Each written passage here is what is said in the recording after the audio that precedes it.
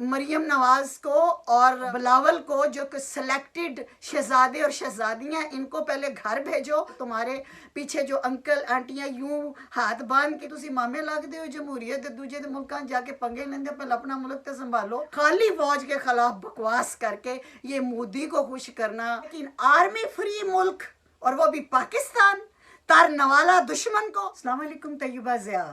ایک تصویر میں نے ٹویٹر پہ دیکھی، مسلم لیگ نون کے ایک رہنما نے وہ تصویر لگائی ہوئی ہے، وہ آپ بھی دیکھیں کہ صدر بائیڈن جو ہیں وہ ایک بچی کے سامنے ایسے عاجزی سے جھکے ہوئے ہیں. وہ بچی اس سیاہ فام کی ہے جس کو پولیس نے مار دیا تھا اور پھر بہت امریکہ میں ہنگامے ہوئے تھے. تو وہ اپنی عاجزی شو کر رہے ہیں اس بچی کو، جیسے اس سے معذرت کر رہے ہیں. اور وہ مسلم لیگ نون کا جس نے یہ ٹویٹ میں یہ لگائی ہوئی ہے تصویر، وہ کہتے ہیں دیکھو یہ ہوتے ہیں حکمران. وہ میرا خیال اپنی طرف سے عمران خان کو میسج دے رہے ہیں. تو مجھے اس کی بات بڑی پسند آئی کہ کاش ایسے ہی حکمران ہوتے کہ ماڈل ٹاؤن میں جاتا نواز شریف جاتے اور ماڈل ٹاؤن کے شہیدوں اور ان کی بچیوں کے سامنے اسی طرح صدر بائیڈن کی طرح جھک کے بیٹھے ہوئے ہوتے. ہم جو کام نہیں کرتے اس کی مثال ہم امریکہ کو اب دو نا، یہ بھی مثال امریکہ کی کہ یہ ہوتی ہے جمہوریت. کیپٹل ہل پہ یوں حملہ کرتے ہیں اور یوں جان نکلی ہوئی ہے آپ امریکہ کی آرمی کی، اور نیشنل گارڈ پھیلی ہوئی ہے کیڑے مکوڑوں کی طرح. اور اب 20 جنوری کے لیے یہاں تک کہ آرمی چیف کو بھی ترلا لینا پڑا ہے کہ ہمیں نہ مجبور کرو کہ ہم تمہاری جمہوریت میں مداخلت. دیکھیں 250 سال سے بھی زیادہ ہو گیا ہے امریکہ کو آزاد ہوئے. ان کی جمہوریت کا اتنے صدیوں کے بعد یہ حال ہے کہ آپ 77% لوگوں سے جب سروے کیا گیا تو انہوں نے کہا کہ امریکہ میں جمہوریت خطرے میں ہے.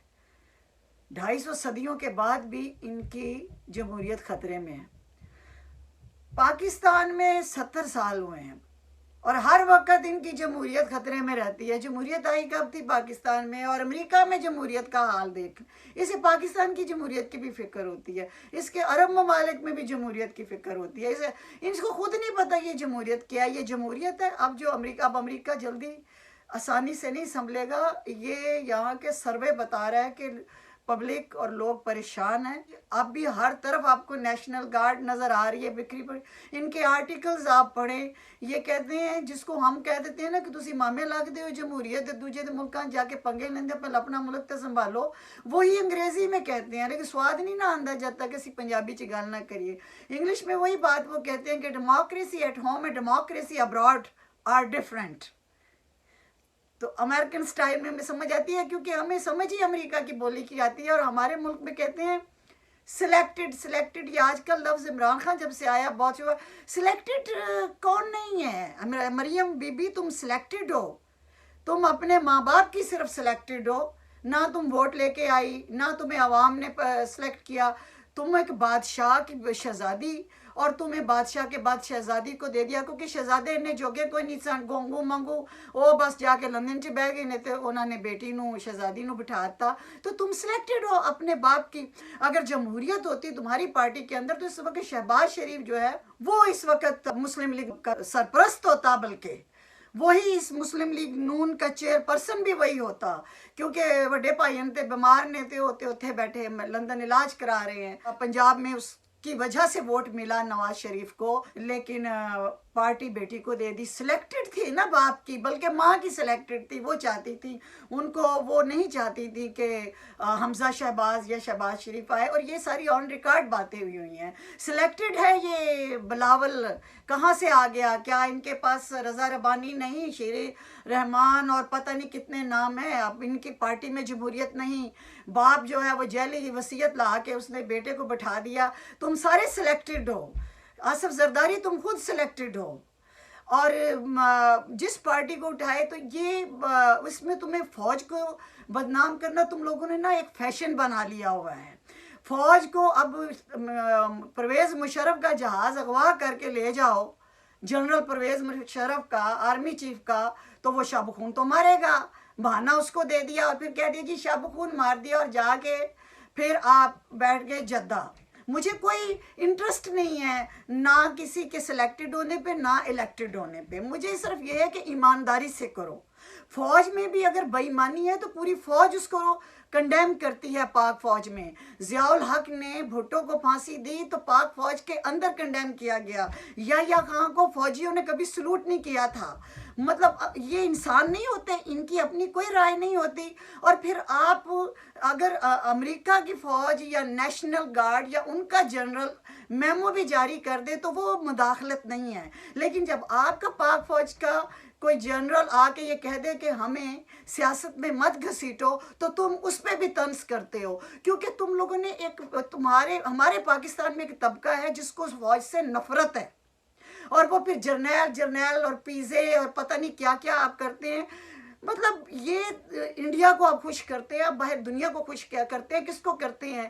ہر انسان کا ایک ذاتی کردار ہوتا ہے. جیسے سیاستدانوں کا، سارے سیاستدان کرپٹ نہیں ہوتے، ساروں نے باہر اثاثے نہیں بنائے ہوئے، ساروں نے اپنی اولادوں کو سلیکٹ نہیں کیا ہوتا.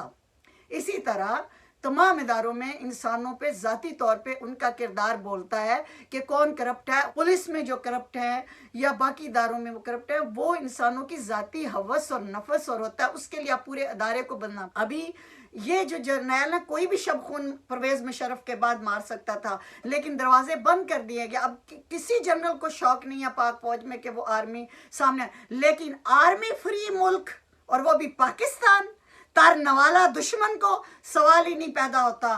اللہ تعالیٰ کے بعد اگر پاکستان اس وقت قائم ہے تو وہ پاک فوج کی وجہ سے، جوانوں کی وجہ سے ہے اور آنیسٹ جرنیلوں کی وجہ سے. اور یہ جو جنرل باجوہ موجود ہے، ان کے بارے میں آپ کیسے طنز کر سکتے ہیں؟ جتنے بھی معاملات ان 2.5 سالوں میں ہم نے دیکھے ہیں، انہوں نے اس کو جمہوری طریقے سے سالو کرنے کی کوشش کی. یہ ملک، ہر ملک کے اپنے حالات ہوتے ہیں، ہر ایک کا ایک اپنی بیک گراؤنڈ ہوتی ہے اور ہر ایک کے اپنے سیاستدان ہوتے ہیں. اس لیے ایک تو امریکہ کی مثالیں دینی اب چھوڑ دو، اپنے ملک کی فوج کی قدر کرو، اپنے اداروں کی قدر کرو، اور اپنے گریبانوں میں جھانک کے الیکٹڈ اور سلیکٹڈ کا لفظ بولنا. مریم نواز کو اور بلاول کو جو کہ سلیکٹڈ شہزادے اور شہزادیاں، ان کو پہلے گھر بھیجو اور اپنی جماعتوں میں جمہوریت لاؤ. اور ان میں سے جو تمہارے پیچھے جو انکل آنٹیاں یوں ہاتھ باندھ کے مریم اور بلاول کے کھڑے ہوتے ہیں، ان میں سے لوگوں کو الیکٹ کر کے اور ان کو پارٹی کی صدارت دو، انہیں چیئر پرسن بناؤ. تو پھر کسی منہ سے بات کرنا. خالی فوج کے خلاف بکواس کر کے یہ مودی کو خوش کرنا، دشمنوں کو خوش کرنا، یہ تم لوگوں نے نا ایک فیشن بنا لیا. اس میں ایک بات یاد رکھنا کہ 95% پاکستانی نفرت کرتے ہیں ان لوگوں سے جو اپنی پاک فوج کو بدنام کرے، اپنے ملک کو بدنام کرے اور کھا گئے ملک کو، لوٹ کے ملک کو. وہ چور اور وہ منافق جتنے ہیں جو صرف اپنی اولادوں کو، اپنے پیٹ کو دیکھتے ہیں، اپنی قبر کو نہیں دیکھتے. ہم سلوٹ کرتے ہیں ان قبروں کو جنہوں نے ہمیں پاکستان دیا، اور ہم سلوٹ کرتے ہیں ان شہیدوں کو اور ان کے خاندانوں کو جن کے وجہ سے پاکستان بچا ہوا ہے.